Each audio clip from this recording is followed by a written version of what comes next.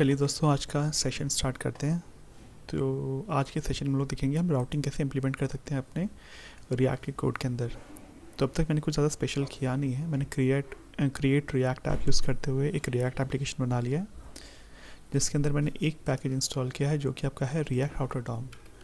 तो एक package install करने के लिए जो कमांड होती है मैंने वो यूज़ करी है, जो है होती है आपकी npmi।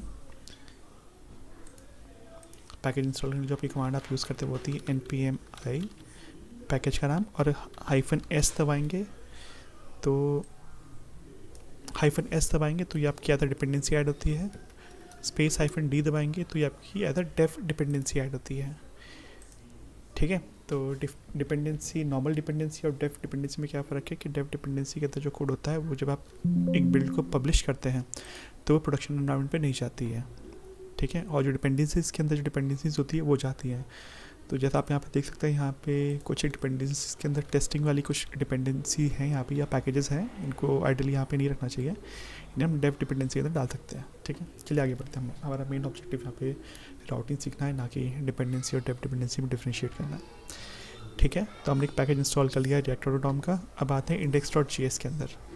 तो सबसे पहले हमें index.js के अंदर अपना जो मेन ऐप होता है उसको रैप करना होता है ब्राउज़र राउटर से। तो हम करते हैं import browser router from React router. ये ऑलरेडी अपना आप ही आ गया। तो हम ब्राउज़र राउटर को उठाएंगे और अपने ऐप कंपोनेंट को इससे रैप कर देंगे। ठीक है, तो यहाँ पे हमें दो कंपोनेंट्स मिलते हैं रिएक्ट राउटर डॉम के अंदर। एक होता है आपका ब्राउज़र राउटर, एक होता है आपका हैश राउटर। तो दोनों में कुछ ज़्यादा डिफरेंस नहीं है। द ओनली डिफरेंस इज कि ब्राउज़र राउटर जब आप यूज़ करेंगे तो राउटिंग बनाते हुए ऊपर ब्राउज़र में आपको यहाँ पे सिंगल स्लैश मिलता है राउटिंग बनाते हुए, पर जब आप हैश राउटर यूज़ करेंगे तो यहाँ पे हैश साथ में अपेंड हो जाता है। तो अगर सपोज आपने कोई कॉन्टैक्ट पेज बनाया है ब्राउज़र राउटर यूज़ करते हुए, तो वो कुछ उसका यूआरएल कुछ ऐसा बनेगा, पर अगर आप हैश राउटिंग यूज़ करते हैं तो आगे हैश अपेंड हो जाता है, शायद से ऐसा हो जाता है। बेसिकली हैश अपेंड हो जाता है, फॉरवर्ड स्लैश होता नहीं होता है, मुझे याद नहीं ठीक से, पर हाँ हैश ज़रूर अपेंड हो जाता है, तभी उसका नाम हैश राउटर पड़ा हुआ है। ठीक है, तो वापस से कोड के अंदर जाते हैं। हमने एक ब्राउज़र राउटर बना लिया। npm स्टार्ट कर देता हूँ। ठीक है, इसके बाद एक हमें राउटर कंपोनेंट बनाना होता है। मैं यहीं पे एक कंपोनेंट बना लेता हूँ सोर्स फोल्डर के अंदर, इसको नाम रखता हूँ router.tsx, सॉरी JS। TSX आपका टाइप स्क्रिप्टिंग काम आता है। नॉर्मली मैं जब भी कोड बनाता हूँ या फिर रिएक्ट का एप्लीकेशन बनाता हूँ तो टाइप स्क्रिप्टिंग यूज़ करता हूँ, इसलिए मेरी हैबिट बनी हुई है TSX लिखने की। ठीक है, ये आपका सोल्यूशन यहाँ पे स्टार्ट हो जाएगा। ठीक है, हम राउटर के अंदर आते हैं, जब तक अपना स्टार्ट होता रहेगा।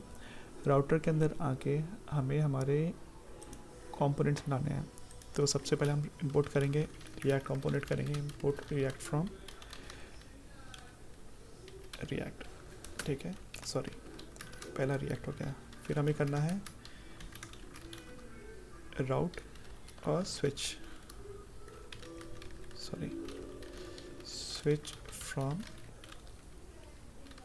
React Router DOM. ठीक है, दूसरा जो कंपोनेंट्स हमें यहाँ से उठाने हैं। उसके अलावा जो कंपोनेंट्स हमें पिक करने हैं राउटिंग बनाने के लिए, तो हम अभी के लिए यहाँ पे 4 कंपोनेंट्स को यूज़ करेंगे। उनका नाम लिखता हूँ, हम बनाएंगे बाद में। एक होगा हमारा लॉगिन कंपोनेंट, ये हमारा बाहर रूट पे ही होगा, इसको हम नाम देंगे लॉगिन का। एक होगा हमारा रजिस्टर का।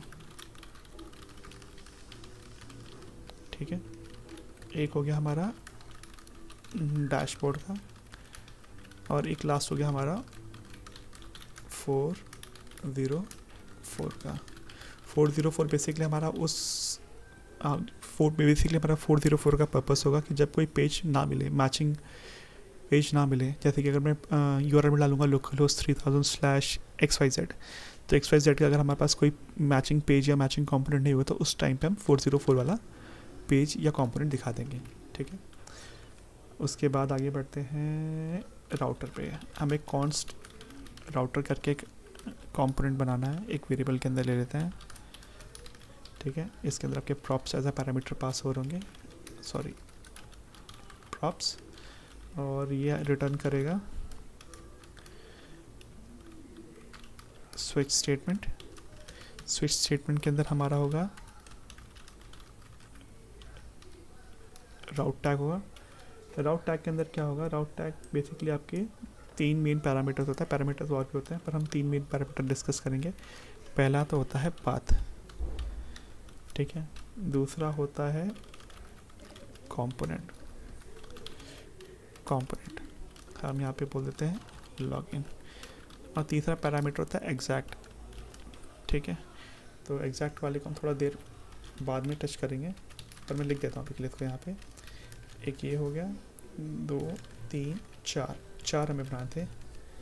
एग्जैक्ट बात वालों में नहीं चाहिए होगा हमारे लिए भी रिक्वायरमेंट ऐसी है नहीं हमारे। एक हमें चाहिए था अगर कोई लॉगिन करता है तो भी लॉगिन खुलना चाहिए, अगर कोई रजिस्टर करता है तो हमारा रजिस्टर कंपोनेंट खुलना चाहिए। फिर एक हमारा डैशबोर्ड का था, डैशबोर्ड, तो यहाँ पे हमारा खुलना चाहिए डैशबोर्ड कंपोनेंट। तो सबसे लास्ट में था हमारा 404। तो 404 कंपोनेंट हमारा वो होगा जो अगर कुछ भी ना मिले तो उस केस में खुलना चाहिए। तो यानी कि इसका कोई स्पेसिफिक पाथ नहीं होगा जिसको मैच करके वो कंपोनेंट खुलना चाहिए, ठीक है। मैं वापस ऊपर आता हूँ, शुरू से शुरुआत करते हैं। सबसे पहले हमारा पाथ है, राउट जो हम बनाते हैं तो उसमें हम सबसे पहले एक पैरामीटर देते हैं पाथ का, कि अगर मैं ब्राउज़र में जाके लोकल होस्ट 3000 स्लैश करूँ, सिर्फ / डालूँ तो कौन सा कंपोनेंट खुलना चाहिए। तो पाथ हमारा पाथ रिप्रेजेंट करने का काम आता है जो ब्राउज़र में खुलता है, उसके रिस्पेक्ट में कौन सा कंपोनेंट खुलना चाहिए, वो कंपोनेंट प्रॉप्स एट्रीब्यूट से कंप्लीट हम कवर करते हैं।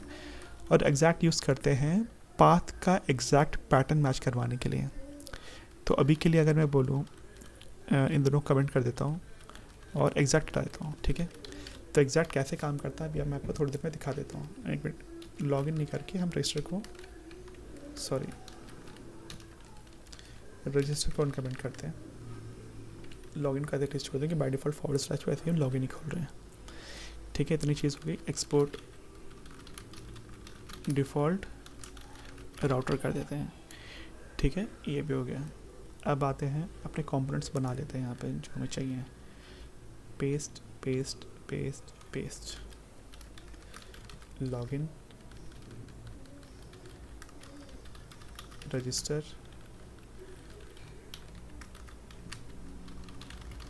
डैशबोर्ड, और था लास्ट हमारा 404,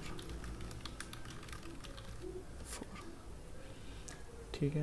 एक सेकेंड, 404 का मैंने ऑलरेडी बना रखा है कोड, इसको हटा देता हूँ। नॉर्मल फंक्शन है, पेज का टाइटल दिया हुआ है, इसकी ज़रूरत है नहीं वैसे, पर खैर यहाँ पे एक टाइटल लिखा हुआ है।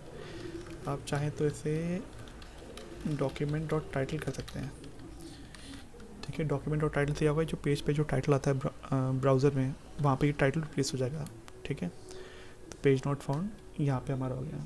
उसके बाद मैंने एक लॉगिन का भी कंपोनेंट ऑलरेडी बना रखा है, उसको भी कॉपी पेस्ट तो नहीं करूँगा, चलिए उसको मैं लिख के दिखाता हूँ, क्योंकि सारी चीज़ें कॉपी पेस्ट करना ठीक सा नहीं है कुछ। ये दोनों चीज़ें हमें नहीं चाहिए। एक फंक्शन है हमारा, इसको मैं लॉगिन बोल देता हूँ, ठीक है। उसके बाद ये सब चीज़ें हमें नहीं चाहिए, मैं उनको भी डिलीट कर देता हूँ, ठीक है। इसके बाद है हमारे पास एक डिव टैग है, इस पर हम दे देते हैं स्टाइल पैडिंग 2 rem, ठीक है। फिर एक आता है हमारा h1 टैग, h1 में हम लिख देते हैं लॉगिन। फिर आता है हमारा डिव टैग के अंदर हम डालेंगे अपना पहले डिव ईमेल। उसके बाद आएगा हमारा इनपुट टाइप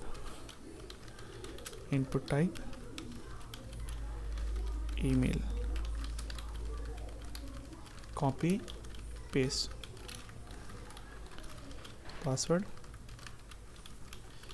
मैं एक सिंपल फॉर्म बना रहा हूँ, हमें इसे कहीं पे यूज़ नहीं करना कुछ दिखाने के लिए या कुछ करने के लिए, हमें बस एक प्लेस होल्डर चाहिए कि यहाँ हमारे पास हमारा फॉर्म बना हुआ है, ठीक है। यहाँ पे एक डालते हैं लिंक टैग, लिंक यहाँ पे डालता हूँ मैं टेक्स्ट रजिस्टर। लिंक एक पैरामीटर लेता है जिसका नाम होता है 2, इसको मैं डबल कोट्स में डाल देता हूँ, इसे बोलता हूँ /रजिस्टर। दूसरा जो टैग होगा वो होगा हमारा एक बटन का, button submit, on click on submit function बना देते हैं हम इसके लिए यहाँ पे ऊपर const on submit equals to, ठीक है। और जो आपका लिंक टैग होता है ये आपका रिएक्ट राउटर डॉम में से मिलता है। इंपोर्ट लिंक फ्रॉम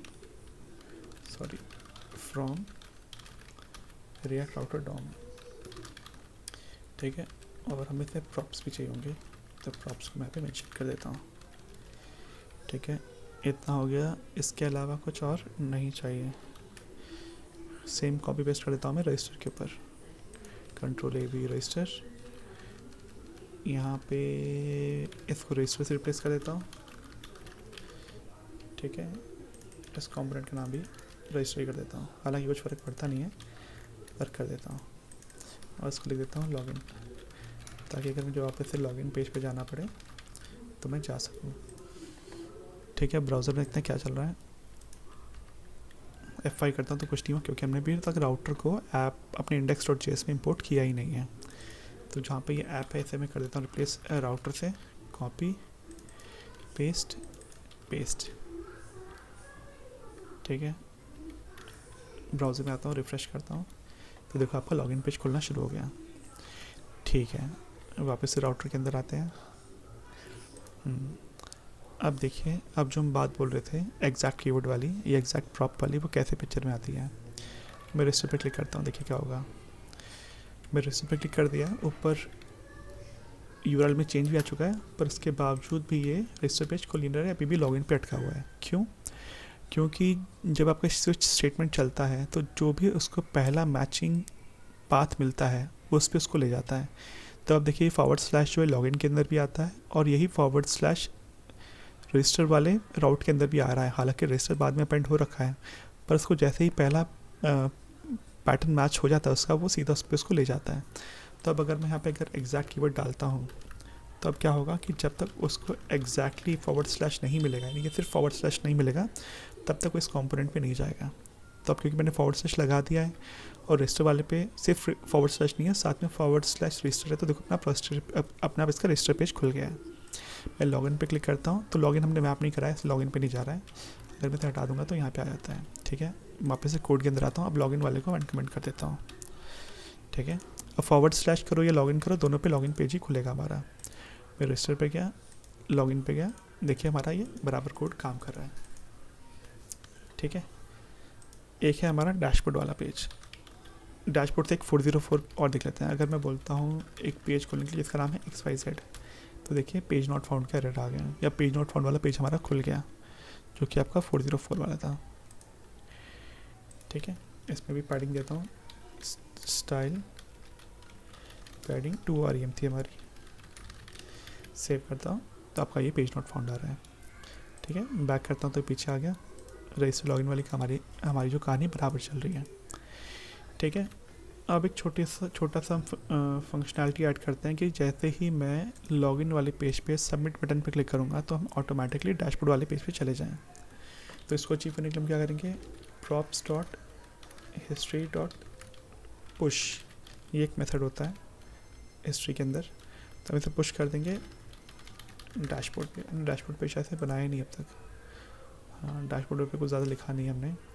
तो मैं एक काम करता हूँ, 404 वाले पे जाता हूँ, कॉपी करता हूँ और डैशबोर्ड का कोड चिपका देता हूँ। इससे मैं बोलता हूँ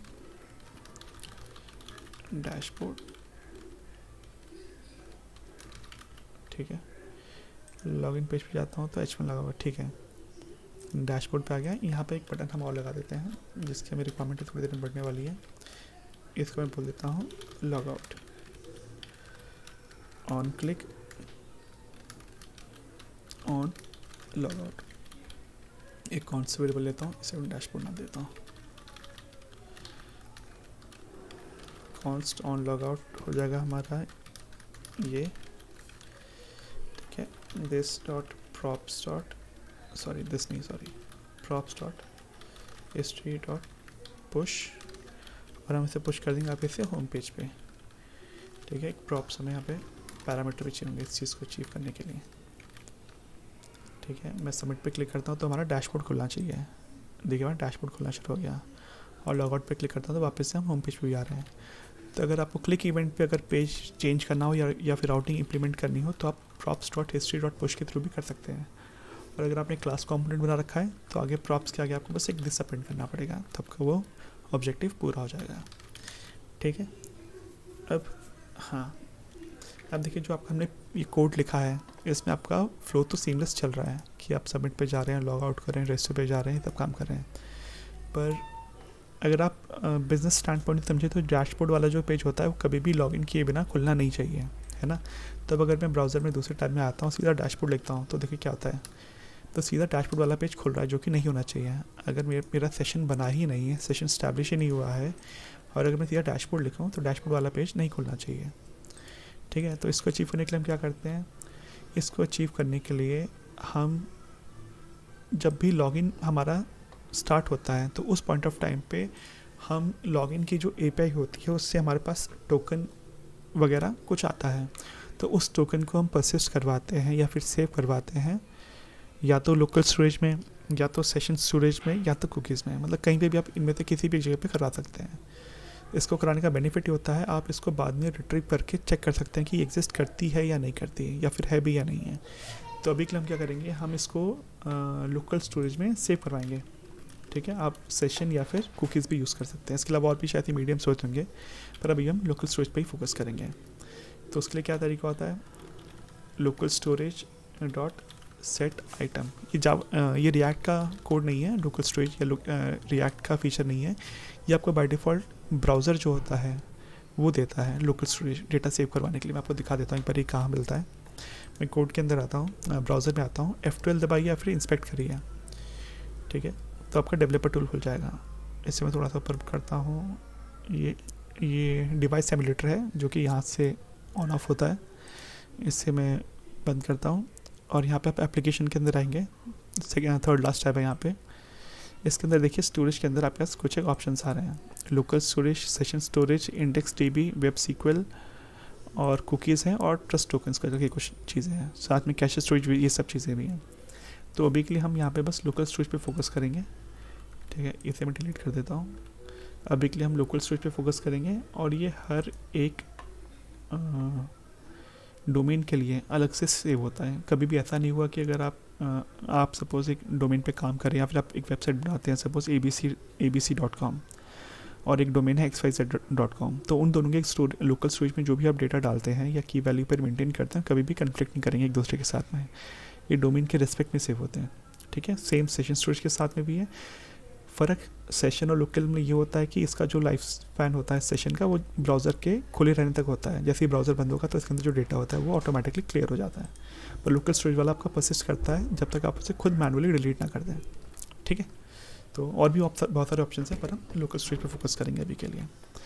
तो लोकल स्टोरेज जो सेट आइटम किया, इसके अंदर जो डेटा है वो की वैल्यू पेयर में जाता है। तो सबसे पहले आती है की, हम अभी के लिए की का नाम टोकन रख लेते हैं, और वैल्यू इसमें डाल देते हैं कुछ रैंडम वैल्यू, आप कुछ भी डालना चाहे डाल सकते हैं। आइडियली ये एपीआई से आपको रिस्पॉन्स मिलता है जिसको आप सेव कराते हैं, और भी मतलब इसके पीछे तरीका होता है चीज़ों को समझने का, पर अभी के लिए एक रैंडम वैल्यू डाल रहे हैं। तो जब भी हमारा लॉगिन के बटन पर क्लिक करेंगे तो हम स्टोरेज में एक वैल्यू डालेंगे, और साथ में इसको डैशबोर्ड में पुश कर देंगे। ठीक है, सेम काम हम लॉग आउट पे करेंगे कि हम इस सेम टोकन को जो हमारे पास आ रहा है इसको हम रिमूव कर देंगे। ठीक है, local storage dot remove item बोलते हैं इसे, शायद से रिमूव आइटम टोकन वैल्यू नहीं, उस टाइम पे बस इसको की चाहिए थी कौन सा टोकन हमें हटाना है।